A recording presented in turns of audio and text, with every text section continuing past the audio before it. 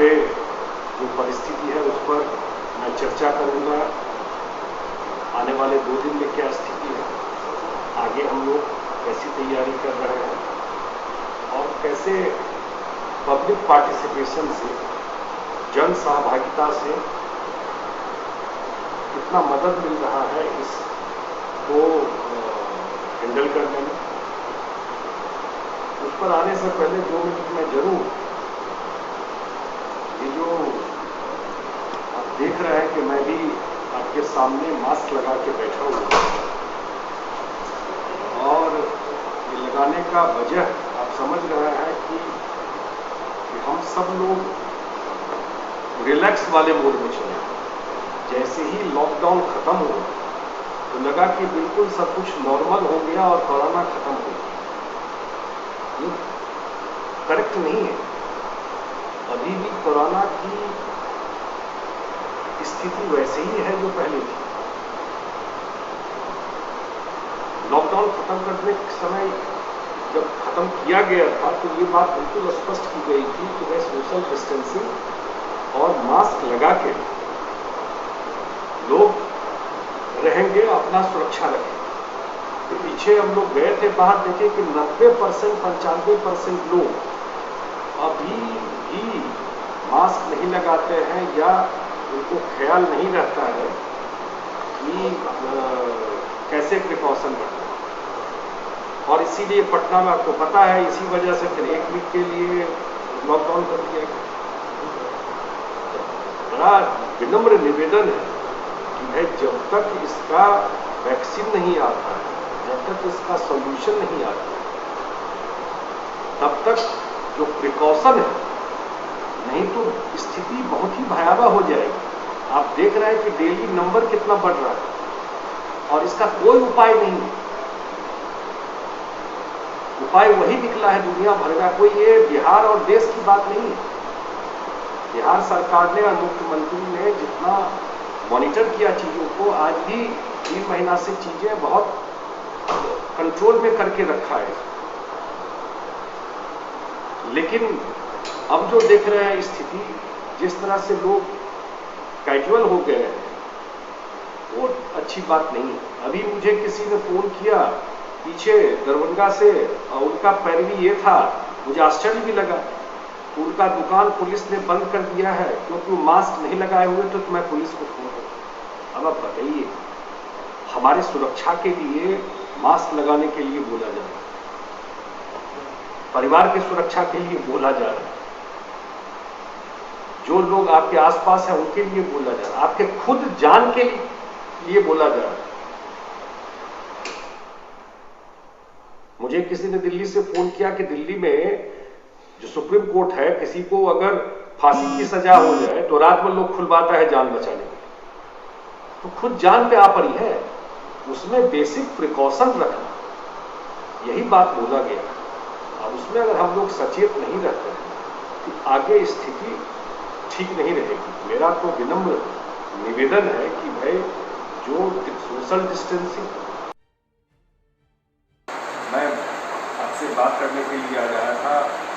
बाद की स्थिति है, ऐसा प्रिडिक्शन है कि 13 तारीख तक, कल तक हेवी रेनफॉल का है, काफ़ी बारिश का, खास करके नेपाल के कैचमेंट एरिया में काफ़ी सारे लोग, जो हमारे विभाग के इंजीनियर्स हैं और लोग हैं, सारे लोग बांध पे हैं, 24 घंटा मॉनिटर कर रहे हैं। आपको पता है कि बिहार में जो बाढ़ का एरिया है लगभग 76% पॉपुलेशन को फ्लड इफेक्ट करता है। मेरे ख्याल से 73.6% एरिया, खास करके नॉर्थ बिहार, उत्तर बिहार, और उसका मेन वजह है उसका ज्योग्राफिकल लोकेशन। भौगोलिक जो लोकेशन है हिमालय से नज़दीक है, नेपाल ऊपर में है, काफ़ी नदियाँ हैं और वहाँ से जो पानी आता है ऊपर बैठा होता है, तो उससे जब तक नेपाल में कोई सोल्यूशन नहीं होता है तो वो प्रॉब्लम रहेगा। उसके लिए हम लोग बांधों को स्ट्रॉन्ग करना, बराज बनाना, या जो भी प्रिकॉशन ले सकता है कि मिनिमम जान माल का लॉस हो, वो सरकार के द्वारा किया जाता है। इस बार हमने टेक्नोलॉजी को भी जोड़ने का कोशिश किया और एक हमारा 24x7 हेल्पलाइन नंबर है 18003456 1800-3456-145। इस पर कभी भी आप कोई भी जानकारी आपके उसमें लगे वो जानकारी आप दे सकते हैं, लेकिन निवेदन और आग्रह ये हो कि जो भी जानकारी आप देते हैं वो करेक्ट जानकारी हो, क्योंकि सारे लोग आप क्योंकि जो भी इंफॉर्मेशन पीछे देखा वो आया है, हम लोगों ने कोशिश किया है कि उसको एड्रेस करें, उसको जा करके इमीडिएटली सॉल्व करें। इससे मदद भी मिल रही है बहुत जगह, लेकिन साथ में इनकरेक्ट जानकारी न दीजिएगा, इसलिए कि अगर इनकरेक्ट जानकारी देते हैं तो फिर उस पर हम लोग एक्ट करना शुरू किए, तो परिस्थिति में ये हो जाती है कि जो लोग जिन लोगों को इंजीनियर को जाके देखना है तो फिर ट्रस्ट आदमी का कम हो जाएगा इंफॉर्मेशन। और चुनाव का टाइम है कि कम से कम इस अच्छे मुहिम का पलीता लगाने का कोई कोशिश मत कीजिएगा।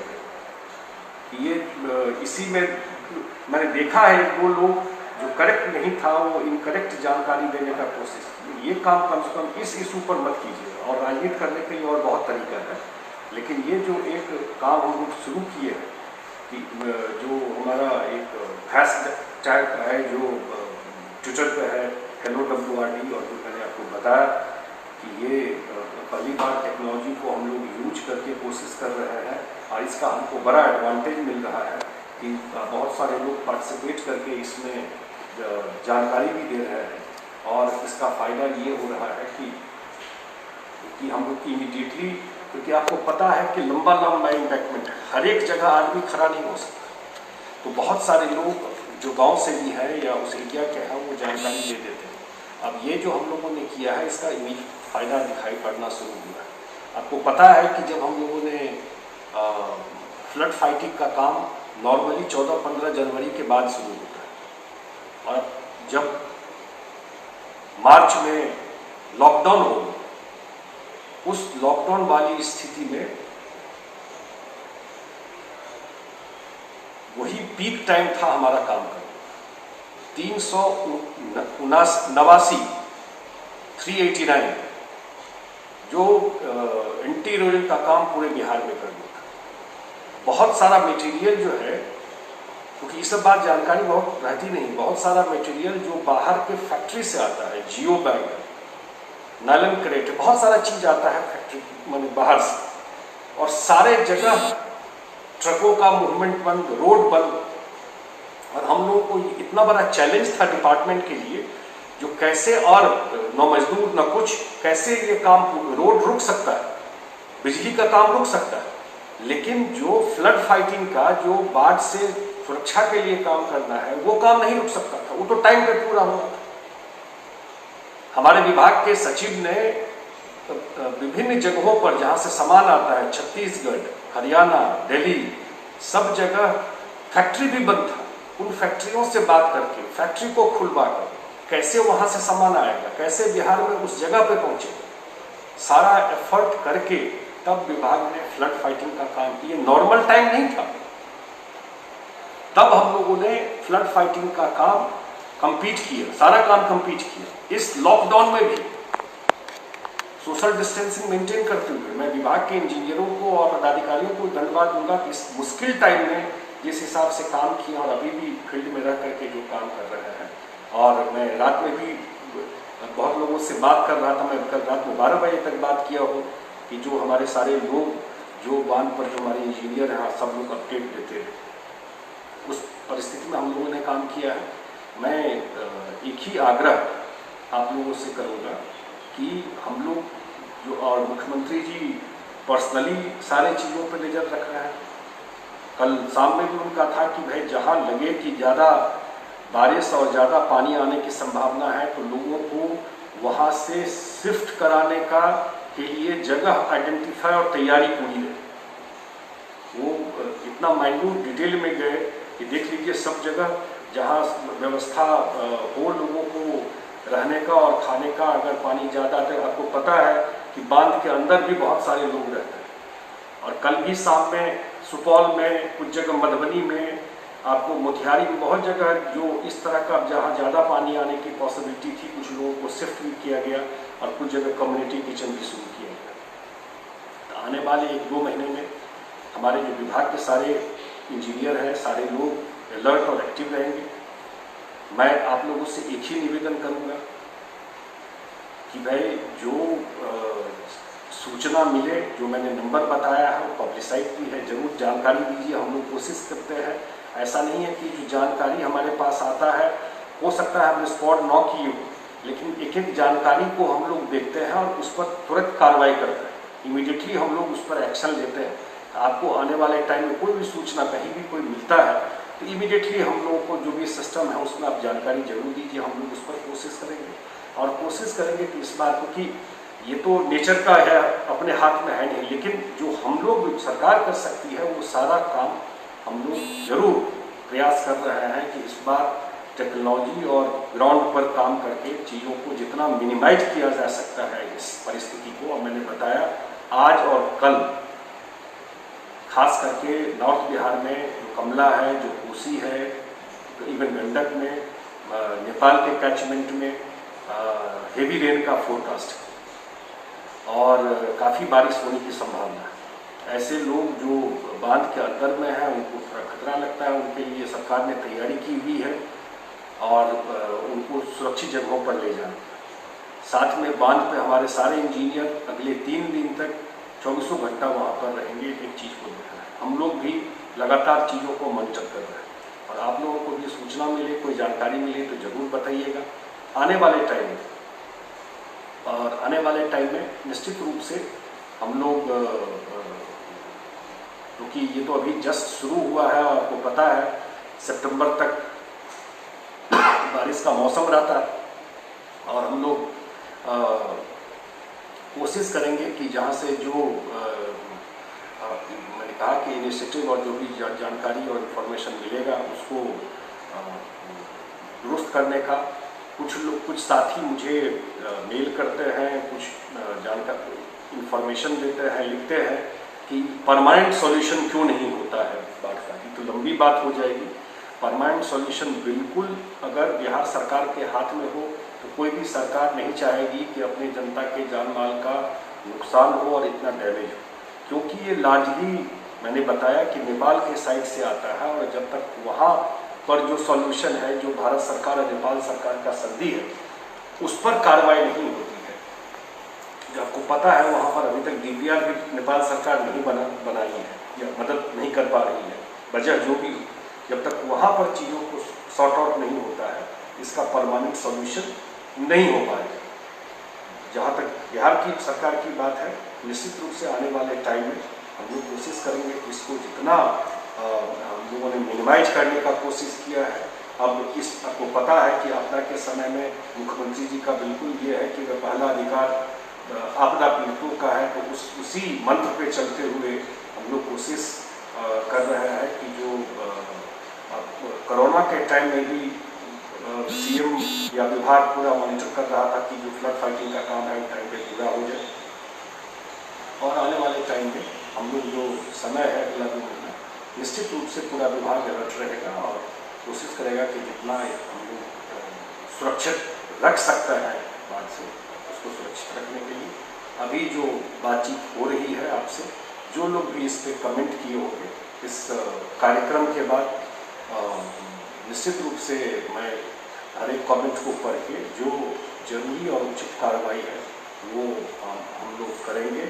और एक बात और जो मुख्यमंत्री जी का कहना है कि आने वाले टाइम में हर एक प्लॉट को सिंचित करने का अगर हम लोगों को मौका मिलता है, जनता देती है, तो आपको पता है कि जब भी ये सब बात बोले हैं उनको ज़मीन पे उतारा है। तो एक बड़ा चैलेंज है और इस काम को हम लोग आने वाले टाइम में निश्चित रूप से कोशिश करेंगे कि ये पूरा बिहार का एक स्कीम बना करके तो उसको कैसे,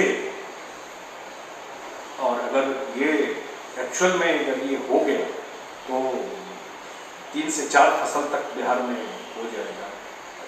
कनेक्टिविटी से लेके पावर सिचुएशन तक इसने इम्प्रूव किया हुआ है। और अभी जो हम लोगों का चैलेंज है उसमें इतना जरूर जल संसाधन विभाग की तरफ से, अपने सरकार की तरफ से इतना जरूर मैं आश्वस्त कर सकता हूँ कि हम लोग कोई कमी आने वाले टाइम में नहीं छोड़ेंगे। बिल्कुल हम लोग 24 घंटा अलर्ट है कि अगर जो भी बाढ़ की परिस्थिति बनती है उसमें जो भी हम लोग की तरफ से किया जा सकता है, हमारे विभाग के इंजीनियर और वो 24 घंटा अलर्ट होकर के और चीज़ों को दुरुस्त रखने का और ऐसी स्थिति न बने कहीं पर कि लोगों को ज़्यादा समस्या और जान माल का दिक्कत हो, उसका प्रयास करेंगे। और अंत में एक बात कहते कि भाई आपके पार्टिसिपेशन से इसमें बड़ा मदद मिलेगा। बहुत सारा इंफॉर्मेशन, जानकारी सारे जगह हमारे लोग नहीं, तो अगर आपको कोई जानकारी मिलता है, मैंने पहले ही बताया, अगर कोई सूचना देते हैं, फिर विनम्र आग्रह है कि सूचना करेक्ट दीजिएगा। किसी के भेजे हुए फोटो को, किसी के भेजे हुए इंफॉर्मेशन को फॉरवर्ड मत कर दीजिए। जब तक आप पक्का श्योर नहीं हो कि जानकारी करेक्ट है तभी आप वो सूचना दीजिएगा, क्योंकि आपकी सूचना को हम लोग 100% ट्रस्ट करता है, विभाग 100% ट्रस्ट करता है और इमीडिएट उस पर एक्ट करता है, काम करता है। इसलिए यही विनम्र निवेदन है कि जो नया इनिशिएटिव डिपार्टमेंट के द्वारा किया गया है, जब भी आप कोई नया काम करते हैं, नया इनिशिएटिव लेते हैं, संभव है कि 4 समस्या उसमें हो। कोई भी सिस्टम बिल्ड करने में, व्यवस्थित करने में थोड़ा टाइम लगता है, लेकिन हम लोग ईमानदारी से कोशिश कर रहे हैं कि इस सिस्टम को व्यवस्थित ऐसा करें कि आगे से सारा इंफॉर्मेशन इसके माध्यम से डिपार्टमेंट को मिले। आपसे भी आग्रह है कि इसमें कोऑपरेट कीजिए और जब पब्लिक पार्टिसिपेशन इसमें होगा तो निश्चित रूप से हम लोग इसको बिल्कुल बाढ़ के समय में